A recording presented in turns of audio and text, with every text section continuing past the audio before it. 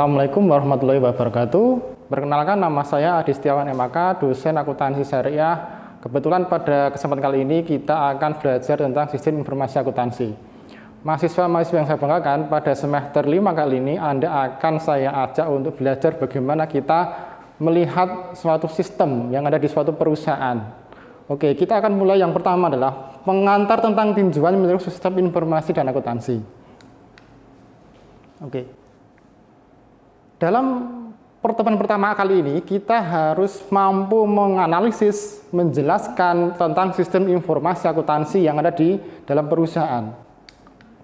Nah, apa itu sistem itu? Sistem adalah suatu komponen yang terdiri dari satu atau dua bagian yang akan saling berhubungan antara satu dengan yang lain untuk mencapai suatu tujuan akhir. Oke, lanjut. Sistem hampir pasti selalu terdiri dari subsistem.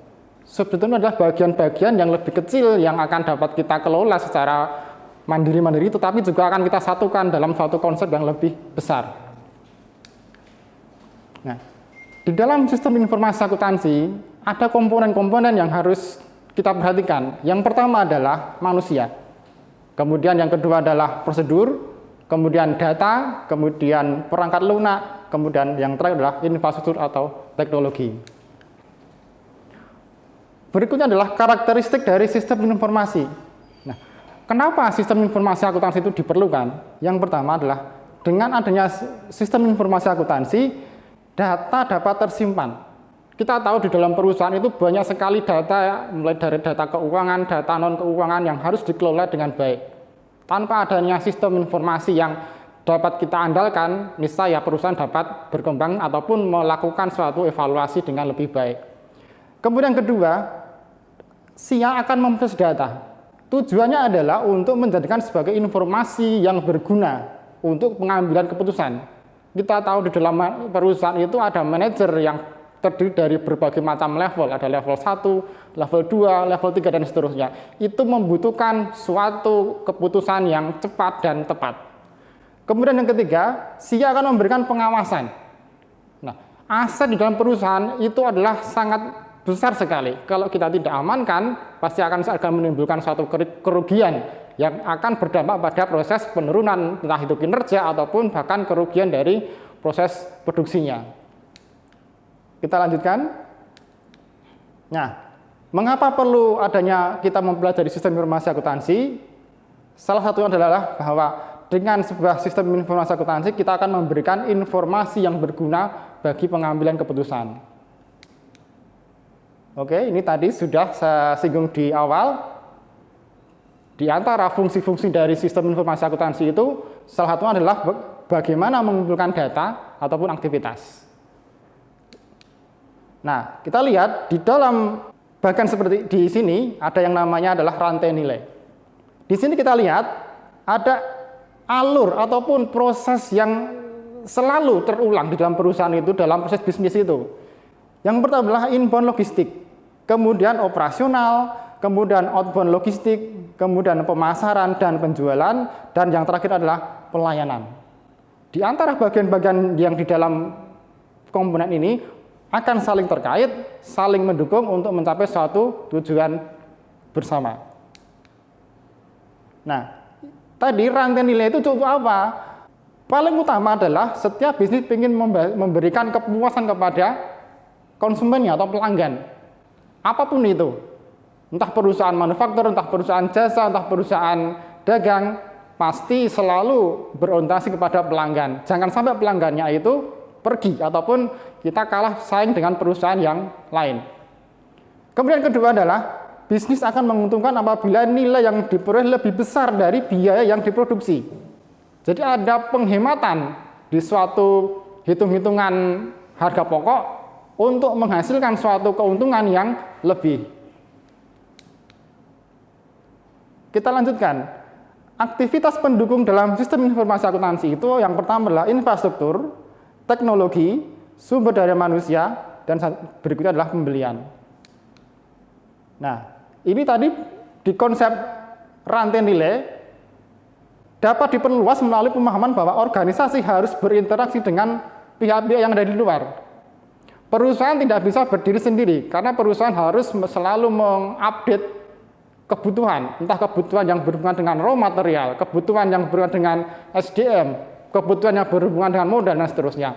Antara lain adalah supplier, distributor, dan para pelanggan.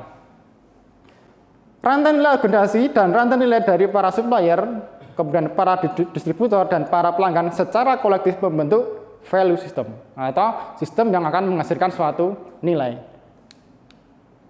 Oke, kita lihat the supply chain. Pertama adalah raw material atau bahan mentah. Kita belajar di sistem informasi, kita lebih mudah kan aja kita ke proses perusahaan di manufacturing atau perusahaan produksi. Kemudian berikutnya adalah proses produksi atau manufaktur. Yang berikutnya adalah distributor atau proses penyebaran. Kemudian yang berikutnya adalah retail atau proses terakhir sebelum sampai ke customer atau konsumen. Oke. SIA dan strategi dalam perusahaan. SIA akan menambah suatu nilai atau nilai tambah. Akan memberikan informasi yang akurat dan periodik sehingga aktivitas rantai yang tadi ada 5 jenis tadi itu dapat berjalan dengan efektif dan efisien. Nah, nilai tambah itu apa saja?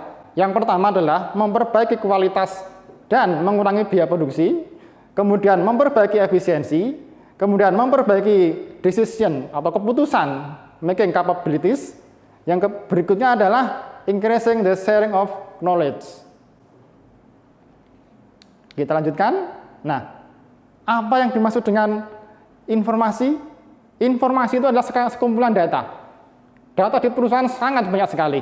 Tadi sudah saya sebut di depan, data yang berbentuk kualitatif, bahkan data yang kuantitatif jauh lebih banyak. Itu harus kita kelola. Kemudian informasi adalah data yang mudah diproses. Jadi tahapannya adalah data itu kita olah, kita analisis. Kalau di dalam program komputer mesti ada yang namanya program SPSS, kemudian Excel dan seterusnya. Itu sebagai salah satu ilustrasi bagaimana kita mengolah data. Sehingga data itu dapat kita lanjutkan untuk sebagai pengambilan keputusan. Kemudian berikutnya adalah kebutuhan data untuk beberapa aktivitas. Ada beberapa bagian, yang pertama adalah resource, kemudian inventory, dan cash. Nah, kita lihat salah satu aja, payment to supplier, cash, itu antara lain proses pembayaran. Itu melibatkan siapa? Kasir dan supplier. Berikutnya adalah bagaimana informasi dan pengambilan keputusan itu. Karakteristik dari informasi itu harus memenuhi kriteria yang harus distandarkan sehingga dapat diandalkan. Pertama adalah relevan, kemudian reliable, complete, timely, kemudian understandable, dan verifiable. Di antara bagian-bagian ini, bagian yang mana yang paling harus dikuatkan? Semuanya harus saling mendukung. Karena suatu data akan menjadi informasi, dan informasi itu akan dipakai untuk mengambil keputusan, harus terpenuhinya berbagai kriteria ini. Kalau salah satunya tidak terpenuhi, mesti akan ada bagian yang kurang ataupun yang cacat.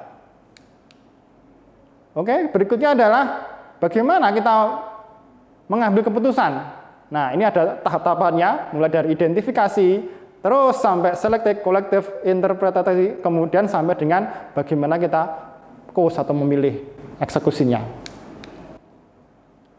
Di dalam perusahaan, hal yang sangat penting adalah strategi. Itu adalah bagaimana mensikapi suatu kondisi yang ada di dalam perusahaan saat ini dan bagaimana memutuskan perusahaan itu untuk masa datang. Entah setahun, 2 tahun, bahkan 5 tahun, bahkan 10 tahun ke depan. Itu harus mulai dipikirkan dari sekarang.